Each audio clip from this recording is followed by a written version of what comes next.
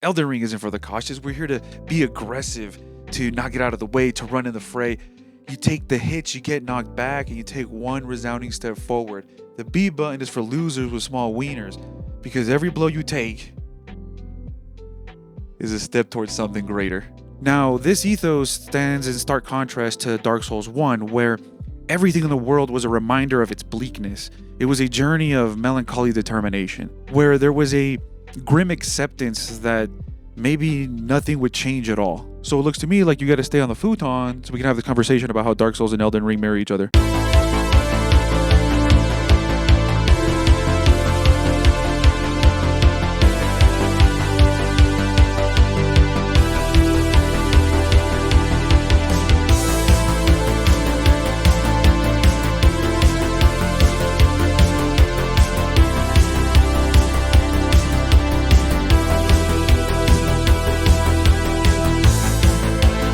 I believe that Dark Souls is like a beginning of a race, and Elden Ring is the victory lap. And in order to explain myself a little more, we need to talk about Demon Souls real quick. It's pretty well known that it didn't do too hot when it first released, or even when it was shown to the public for the first time.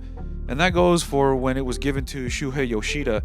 He was the president of a company at the time that would overlook the quality of Sony first party titles. Well, he plays the game and he decides it's ass cheeks. He doesn't even want the West to see it. He doesn't even want it to leave the fucking country. He's like, nope, this thing is total cheeks. No one's gonna see it. But eventually it gets imported and people start liking it.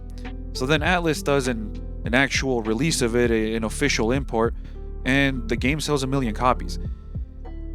Now at the time, Miyazaki didn't actually know how well this was selling. See, he was working on Dark Souls 1, I think a year into development by the time he actually found out that the game, that Demon Souls, had sold so well. So that means that my man was working on Dark Souls under the pretense that he was a failure, that he didn't really accomplish a whole lot. Now, whether he wanted to or not, I don't know, but somehow the game has a lot of that feeling in it where you're fighting against futility without really knowing if anything is going to change in the end. And that's what I mean where it's the beginning of the race. You can really see where Miyazaki's head was at the time versus Elden Ring and how just drastically different it is to that first game. So now let me show you what I mean. So first let's talk about Godric. He's a lot like Seath in the way that they're both big ass weenies, but Godric transforms himself into this grotesque perversion of power. In a way, this is like an extreme form of exerting your agency over a world that denies it.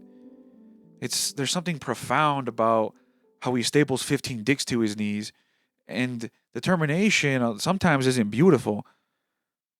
But the Tarnish shows up and decides, I don't give a shit about your dick knees, and then he bends him over. And the reason I bring Godric up in the first place is because he mentions your ambition. He makes fun of it, or he speaks about it in a mocking tone, which leads me into Morgott. Margit, doesn't matter, the same. He makes fun of your ambition. He gives you shit for being ambitious, and he decides that he needs to stop you from that. Like, why are you even trying? But I think there's things that we can learn from Morgott. I would say he's like a manifestation of Viktor Frankl's philosophy that you need to find meaning in suffering. His refusal to be broken by fate shows that strength doesn't lie in winning, but in enduring. And yeah, it's cool that we can learn this from him, but he's still a bitch ass we need to get rid of. And Margit is honestly like the reason I even wanted to make this video in the first place, or he's one of the big reasons I wanted to. He's really what reminds me that Elden Ring is like an opposite to Dark Souls. See, Dark Souls never eggs you on to succeed.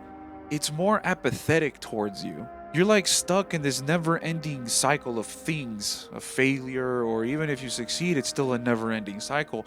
Whereas Elden Ring, I really feel like the only way I know how to put it is in quotes. It's like Elden Ring is telling you, I bet you can't do that. Shit, at the end, Margit tells you that if he can't do it, then neither can you. If I couldn't do it, then there's no way you can. And that's it right there. See, Dark Souls, you push forward, you keep fighting, mostly with yourself, uncertain of the outcome. Whereas Elden Ring, You're fighting against an opposing world, knowing that change is possible. And quickly before moving on, I really want to mention Gideon. Gideon is another really big reason that I wanted to make the video because he kind of falls under the same idea as Margot, to me at least. He's like bitch assness made flesh. He's another character that eggs you on, he pushes you forward, especially at the end, because right when he dies, he hits you with the basically, I knew you couldn't do it. I just knew it. And then the motherfucker dies. It's just more fuel in a world that doesn't think you can succeed, even though it is possible. This leads me to Horalu, the first cheek clapper of America. And have you ever noticed that he mirrors pretty nicely with Artorias? No, well, me neither. But I feel like both of them really embody the warrior spirit, and they both get stripped down to their most primal to fight you. Now, granted, Artorias didn't really have a say in the matter, and his story is pretty damn tragic and ends pretty sad, and it doesn't even end good for the dog. But on the other hand, Horalu, he decides that code switching is for the lesser man, and finds the dickies, presses them real nice with the crease, puts on the Cortezes, dons the wife beater once again, and starts beating the shit out of you. In the end, he fights you like his true self, and the end of his story is a lot more hopeful. Granted, he also dies, but I don't know how to explain it other than he was so manly. And he dies cheering you on, which is something that doesn't happen too often in a Dark Souls game or even a FromSoft game. And talking about cheering on, let's talk about Bach. Bach, I think, beautifully, and I mean for reals, mirrors Laurentius, where both are ostracized and they just want validation and they're kind hearted characters. They both support you on your journey throughout the games and they both cheer you on. To this day, I still tell myself not to go hollow. And sadly, Laurentius doesn't make it like a lot of characters in DS1, and he goes hollow. But I think that's the perfect mirror because it's exactly what Dark Souls wanted. Whereas Bach finds value and meaning in service to others. He made himself useful and he found a reason to keep going. He figured he couldn't stop once you give him back his needle and decides, hey man, I guess I can't hang it up now. Might as well keep going. Someone seems like they need me. Bach is a testament that success can be diverse and that sometimes you need to find your place in the world and hold on to that with quiet tenacity. Now, if we're talking about someone tenacious, then we gotta talk about Hugh. I guess you could say that he mirrors Andre Vestora in the sense that both people keep a quiet determination to maintain purpose and skill. But I think that Hugh can teach us a little more if we apply Epictetus's philosophy or teachings on learning how to distinguish between what's in our control and what is not. Epictetus was born into slavery, which I guess you can see where the parallel can be drawn, and later he does gain his freedom, but that did influence a lot of his philosophies. Hugh's situation shows us that sometimes we may not be in control of our circumstances, but we definitely are in control on how we approach them. And this right here mirrors Epictetus's teaching where whatever happens, we need to be more mindful of our actions, our will, because ultimately that's what we have control over. How we react to things, how we view things, how we approach things. And all of this leads to a more composed and resilient way of living. And if that doesn't embody Hugh, I don't know what does. If we're gonna bring up resiliency, then Iron Fist Alexander comes through the wall like the fucking Kool-Aid man. And coincidentally, his story parallels really nicely with Siegmeyer of Katarina. Their determination is reckless. They're always out here getting into some goofy shit. And both of them still be throwing their faces into any challenge. They be rubbing up against it.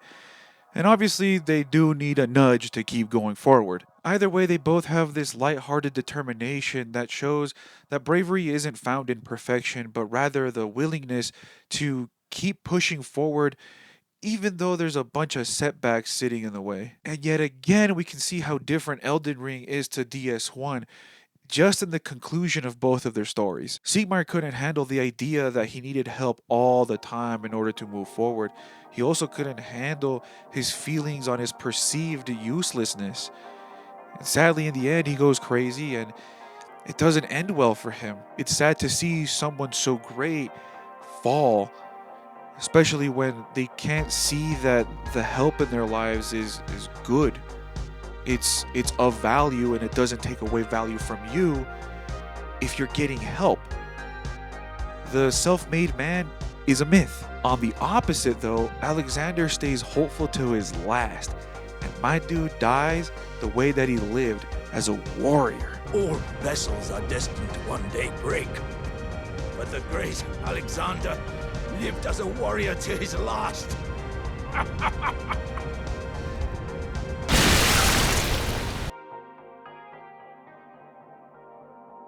If I had to sum up Sir Ansbach in a few words, it would be accountable, loyal, and genuine.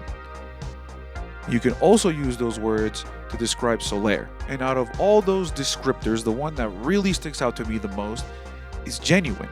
Both are willing to talk about their fears, their shortcomings, their setbacks, and they're so genuine and upfront about it. I think it's such a beautiful thing. Both of these characters are amazing for that. That's why I love both of them. Sure, Solaire is jolly and he says funny little things, but more than anything, I really love how genuine he is, how upfront he is about his fears and setbacks. And same thing goes for Ansbach, how direct he is with how he feels about a current situation, or how he feels that he comes up short or stacks up short to a problem that we're facing. Ansbach is a person that anyone can strive to be like. And at the end of the whole thing, he pats you on the shoulder and he's like, bro, it's cool that you killed Moog. I mean, hell, even if you happen to decide to side with Letta, he sort of cheers you on. He's almost happy for your decision. Not because of him, it's obviously bad for him, but more than anything, he was worried about Letta. He thought that maybe she would get in over her head, and it's cool that she has friends, essentially is what he says. Oh man, cool, you got friends. She has friends now. But now it's time to deal with some gods. Righteous tarnished, we will have our victory. I swear upon my blood.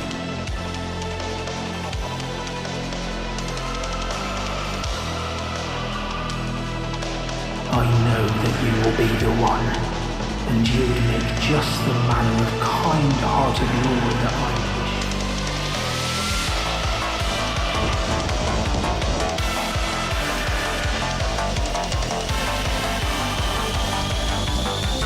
Israel, my master race to slay a god. That's all I live for. Allow me to call you this just once for it. My lord. For that's what you are. Become our Lord.